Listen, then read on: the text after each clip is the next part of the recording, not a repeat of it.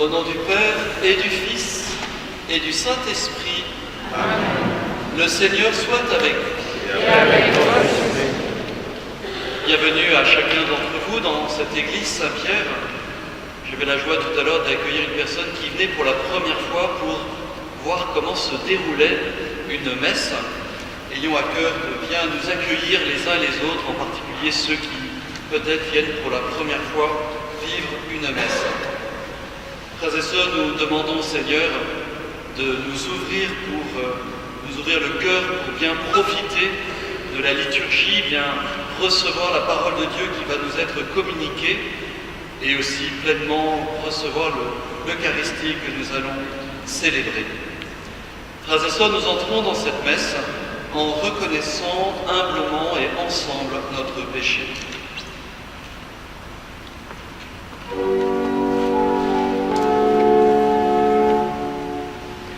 Seigneur Jésus, parole éternelle du Père, tu viens illuminer les ténèbres de nos corps. Prends pitié. Seigneur, prends pitié. Seigneur, prends pitié. Seigneur, prends pitié.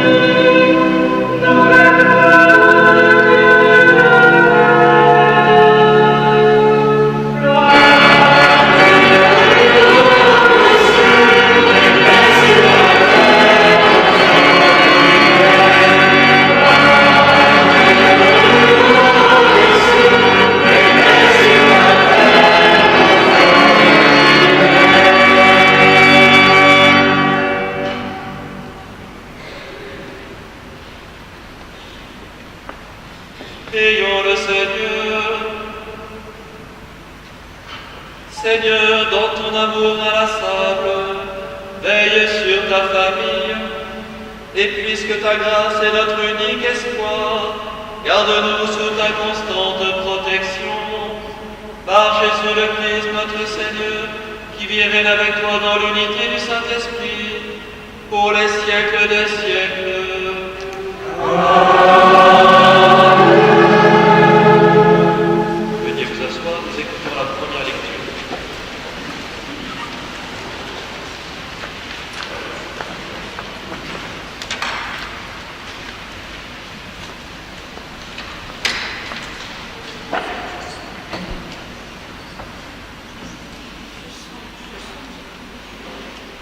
Lecture du livre du prophète Isaïe. L'année de la mort du roi Osias, je vis le Seigneur qui siégeait sur un trône très élevé. Les pans de son manteau remplissaient le temple. Des séraphins se tenaient au-dessus de lui. Ils se criaient l'un à l'autre. Saint, Saint, Saint le Seigneur de l'univers. Toute la terre est remplie de sa gloire. Les pivots des portes se mirent à trembler à la voix de celui qui criait, et le temple se remplissait de fumée. Je dis alors, malheur à moi, je suis perdu, car je suis un homme aux lèvres impures. J'habite au milieu d'un peuple aux lèvres impures. Et mes yeux ont vu le roi, le Seigneur de l'univers. L'un des séraphins vola vers moi, tenant un charbon brûlant qu'il avait pris avec des pinces sur l'autel. Il l'approcha de ma bouche et dit : Ceci a touché tes lèvres, et maintenant ta faute est enlevée. Ton péché est pardonné. J'entendis alors la voix du Seigneur qui disait : Qui enverrai-je ? Qui sera notre messager ? Et j'ai répondu : Me voici, envoie-moi. Parole du Seigneur. Nous rendons grâce à Dieu.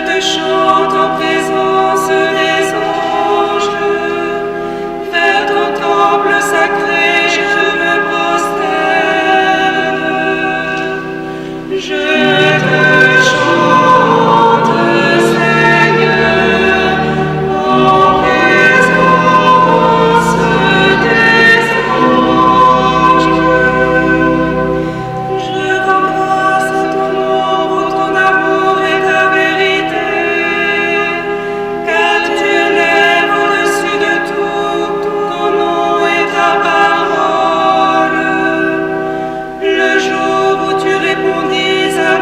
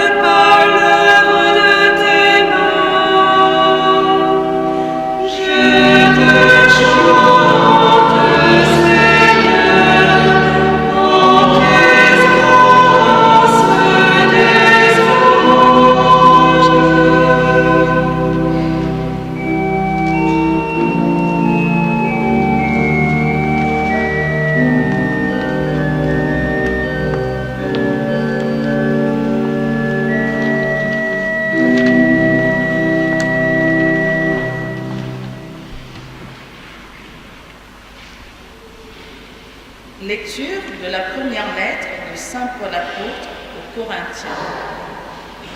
Frères, je vous rappelle la bonne nouvelle que je vous ai annoncée. Cet évangile, vous l'avez reçu. C'est en lui que vous tenez bon. C'est par lui que vous serez sauvés. Si vous le gardez tel que je vous l'ai annoncé. Autrement, c'est pour rien que vous êtes devenus croyants. Avant tout, je vous ai transmis ceci, que j'ai moi-même reçu. Le Christ est mort pour nos péchés, conformément aux Écritures, et il fut mis au tombeau. Il est ressuscité le 3e jour, conformément aux Écritures. Il est apparu à Pierre, puis aux 12. Ensuite, il est apparu à plus de 500 frères à la fois. La plupart sont encore vivants, et quelques-uns sont endormis dans la mort.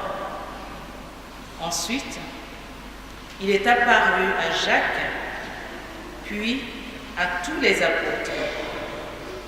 Et en tout dernier lieu, il est même apparu à l'avorton que je suis. Car moi, je suis le plus petit des apôtres.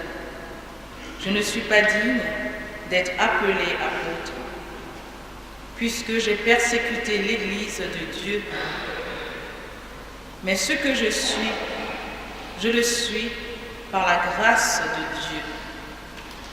Et sa grâce, venant en moi, n'a pas été stérile. Je me suis donné de la peine plus que tous les autres.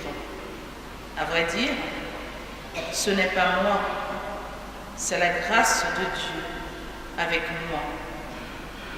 Bref, qu'il s'agisse de moi ou des autres, voilà ce que nous proclamons. Voilà ce que vous croyez. Parole du Seigneur.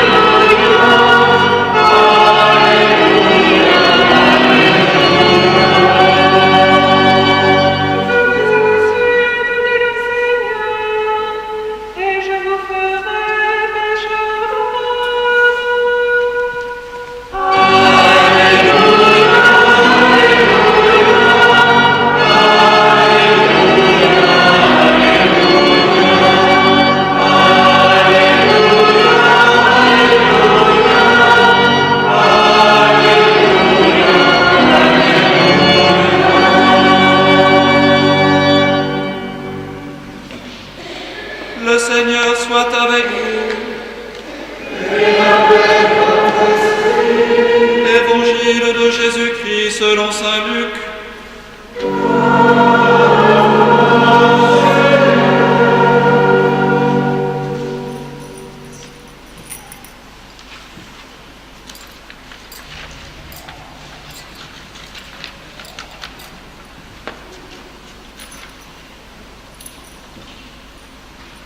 En ce temps-là, la foule se pressait autour de Jésus pour écouter la parole de Dieu, tandis qu'il se tenait au bord du lac de Génézareth.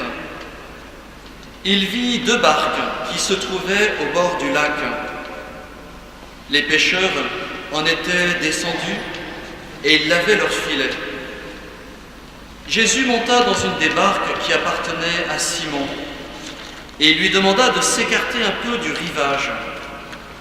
Puis, il s'assit, et de la barque, il enseignait les foules. Quand il eut fini de parler, il dit à Simon, « Avance au large et jetez vos filets pour la pêche. » Simon lui répondit, « Maître, nous avons peiné toute la nuit sans rien prendre, mais sur ta parole, je vais jeter les filets. » Et l'ayant fait, ils capturèrent une telle quantité de poissons que leurs filets allaient se déchirer. Ils firent signe à leurs compagnons de l'autre barque de venir les aider. Ceux-ci vinrent, et ils remplirent les 2 barques à tel point qu'elles s'enfonçaient. À cette vue, Simon-Pierre tomba aux genoux de Jésus en disant, « Éloigne-toi de moi, Seigneur, car je suis un homme pécheur. » En effet, un grand effroi l'avait saisi, lui et tous ceux qui étaient avec lui, devant la quantité de poissons qu'ils avaient pêchés. Et de même Jacques et Jean, fils de Zébédée, les associés de Simon. Jésus dit à Simon, « Sois sans crainte, désormais, ce sont des hommes que tu prendras. » Alors, ils ramenèrent les barques au rivage et laissant tout, ils le suivirent. Acclamons la parole de Dieu.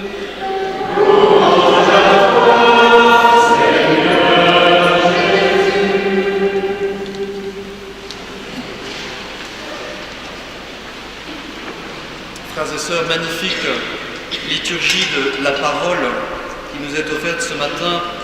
Comme chaque dimanche, je vous invite à faire cet exercice de voir le lien entre les lectures qui nous sont proposées. Mais au premier abord, il est toujours intéressant et notant de voir que, au fond, la grande évangélisation qui va traverser les siècles jusqu'à aujourd'hui, 2019, commence par une histoire de pêche, au fond. Tout commence par cette fameuse pêche un peu ratée dans ce lac de Génézareth il y a 20 siècles. Pêche qui va se transformer, comme vous le savez, en pêche miraculeuse. Il est étonnant de voir comment Jésus, au fond, a identifié certainement Pierre et son charisme, son professionnalisme pour son métier qui était la pêche. En préparant cette homélie, il m'est revenu une histoire quand j'étais enfant. Je ne suis pas très pêcheur, enfin pas au sens de l'éternel, mais bref, donc j'allais chez mes grands-parents et il y avait un pêcheur qui ramassait, qui était toujours très, très bon à la pêche, et il m'avait dit, tu sais, pour être un très bon pêcheur, il faut penser comme un poisson, c'est-à-dire qu'il faut se mettre dans la tête d'une truite, ou se mettre dans la tête d'une carpe, ou alors mettre sa tête sous l'eau pour voir ce que ça fait quand on sort de l'eau. Bref, cet homme était en effet quelqu'un qui s'était mis à la place des pêcheurs et qui ramassait plein de poissons. Et probablement que Jésus a identifié un très bon pêcheur qui était Saint Pierre. Mais peut-être que plus sérieusement, la parole de Dieu nous invite au fond à voir, à considérer ces 3 magnifiques histoires, celle de la première lecture, celle de la seconde et celle-ci. Ce sont 3 conversations entre Dieu et un homme. Vous avez vu la première lecture, c'est un passage du prophète Isaïe. Il s'agit de ce dialogue entre le Seigneur lui-même et puis cet homme, Isaïe, qui raconte comment il entend la voix du Seigneur et comment il y répond. Dans la lettre de saint Paul, c'est aussi cet immense Paul qui raconte qu'au fond lui-même n'est rien, je suis le plus petit des apôtres, je suis comme un avorton, et pourtant, Paul nous dit, j'ai été appelé, puis envoyé aux nations. Et enfin, bien sûr, cet immense évangile, où nous voyons comment ces pécheurs, hommes parfaitement inconnus à l'époque juive, vont devenir ceux à qui Jésus demande d'avancer au large, c'est-à-dire d'aller évangéliser, porter la bonne nouvelle.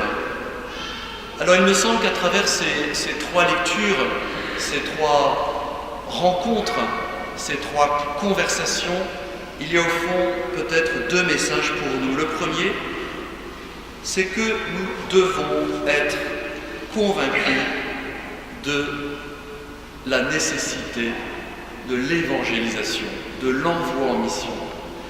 Si nous sommes aujourd'hui catholiques, baptisés,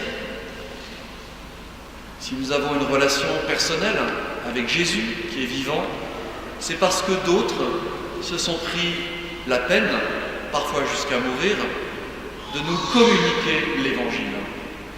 Frères et sœurs, notre vie est courte, elle compte quelques années, moins d'années qu'un arbre, qu'un chêne, mais un peu plus que la vie d'un poisson. En tout cas, notre vie est courte et notre vie nous est donnée au nom de notre baptême et de notre confirmation et des sacrements qui nous sont communiqués pour être envoyés par Jésus lui-même pour poursuivre l'évangélisation. Nous ne pourrons être satisfaits que lorsqu'il n'y aura plus de chaises vides pendant la messe. C'est merveilleux que nous soyons ici, chacun, mais il y a encore du travail à faire. Et c'est pour cela que nous pouvons rejoindre ce cri de Dieu qui nous dit « Qui enverrai-je ? Qui enverrai-je » Ou encore « Va, avance au large, prends des hommes dans tes filets. » Oui, frères et sœurs, soyons convaincus que ce n'est pas notre désir, mais le désir de Dieu, que tous nos contemporains, ceux avec qui nous vivions à un moment donné, aient cette fenêtre ouverte sur l'Évangile. Et cette fenêtre, eh bien, Dieu nous demande de l'ouvrir pour eux, pour tous ceux qui n'ont pas la foi. Premier message, c'est Dieu qui appelle, c'est Dieu qui identifie nos compétences. Souvenons-nous de Saint Pierre et de sa compétence de pécheur. Souvenons-nous de Dieu et d'Isaïe, prophète pour la parole. Souvenons-nous de Dieu et de Saint Paul, immense missionnaire. C'est Dieu qui appelle, qui nous connaît et qui nous appelle selon nos talents. Au passage, c'est une page de publicité. Vous savez que c'est très important qu'il y ait une mission enfant pour nos plus petits ici. Enfin, ce sont les vôtres, ce ne sont pas les miens, mais pour les plus petits. Et nous n'avons pas pu, au mois de septembre, remettre sur pied ce partage d'évangile pour les enfants. Et au fond, ce serait formidable que les enfants les plus petits puissent avoir ce partage d'évangile. Alors, de la même façon que l'un parmi vous avait, je l'en remercie, généreusement répondu à l'appel pour accompagner les enfants en âge de scolarité vers le baptême, merci beaucoup. De la même façon, j'en profite pour vous faire un appel pour remettre sur pied les petites équipes pour accompagner les enfants pendant la messe. Voilà. J'ai terminé ma page de publicité et je reviens à l'homélie. Deuxième message. Le deuxième message, c'est la réponse. Premier message, Dieu appelle. Deuxième message, je réponds. Et quand je dis je réponds, c'est pas je prie pour que mon voisin réponde, c'est je prie pour que je puisse, moi, Christophe, Anatole, Joséphine, répondre. Et vous voyez, nous avons cette magnifique phrase que nous pouvons apprendre par cœur. Qui enverrai-je? Qui sera notre messager? Et j'ai répondu, c'est le prophète Isaïe, me voici, envoie-moi. Me voici, envoie-moi. Eh bien, frères et sœurs, chacun de nous est aujourd'hui appelé. Beaucoup d'entre vous répondent généreusement en se mettant au service de leurs frères par diverses missions. L'accueil, le catéchuménat, Alpha, le groupe de prière, la santé. Beaucoup parmi vous sont déjà engagés, mais je pense qu'on peut peut-être, pour conclure, reprendre cette phrase que je vais relire et que j'ai perdue. Me voici, envoie-moi. Mais Seigneur, nous te demandons de nous envoyer ce matin, maintenant, ton Esprit Saint sur chacun de nous, pour que nous puissions, nous l'avons certainement déjà fait dans notre vie, et pour que nous puissions redire personnellement, intérieurement, me voici Seigneur, envoie-moi.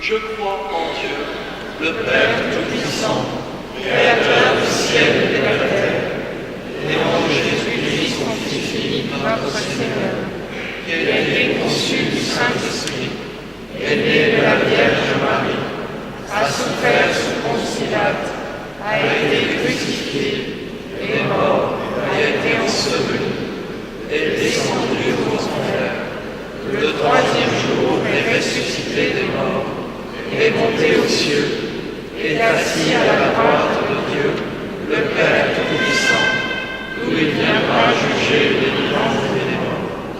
Je crois en l'Esprit Saint, à la Sainte Église catholique, à la communion des saints, à la rémission des péchés, à la résurrection de la chair, à la vie éternelle. Amen. Frères et sœurs, nous faisons monter à présent notre prière vers le Père.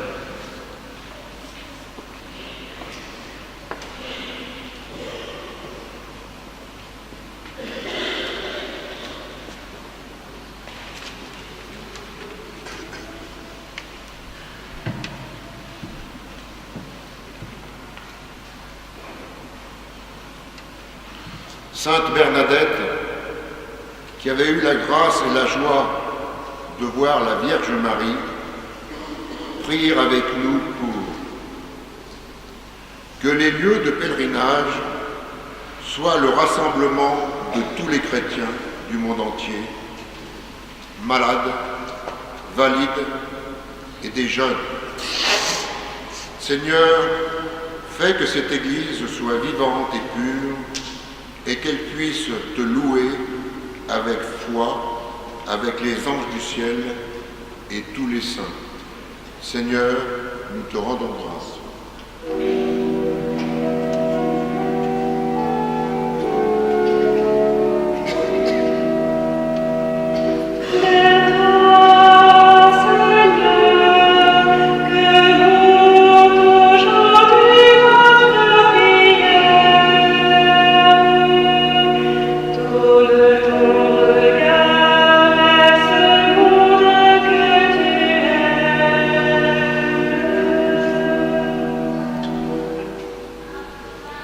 Demain, c'est la journée mondiale des malades et anniversaire de la première apparition de Notre-Dame de Lourdes à Bernadette.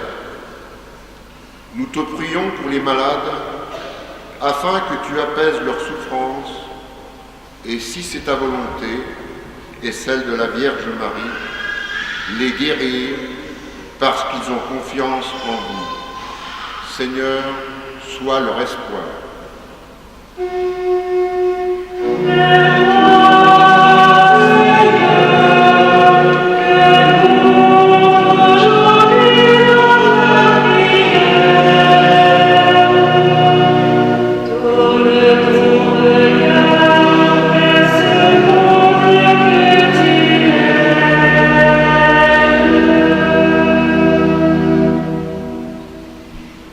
Nous te confions, Seigneur, le personnel soignant dans les hôpitaux et les personnes qui viennent à domicile.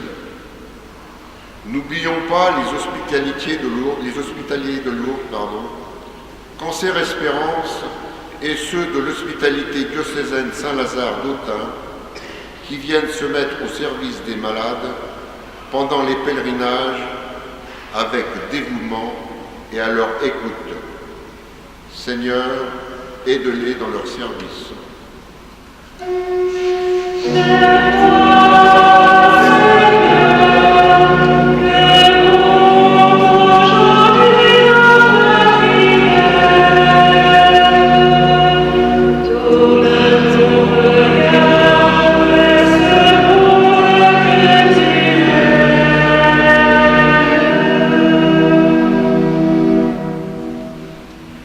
En la veille de cette journée des malades, que la générosité de notre communauté paroissiale permette que l'on puisse envoyer de nombreux malades en pèlerinage et que des personnes viennent se mettre à leur service pendant ce temps de pèlerinage avec bonté. Seigneur, nous te prions.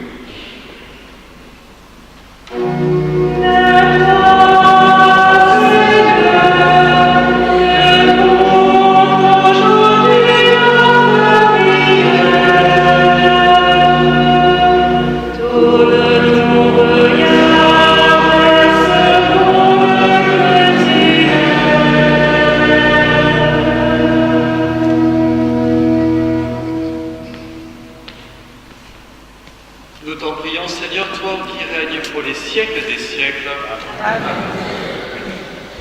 C'est le moment de la quête. Je me permets de faire une petite annonce.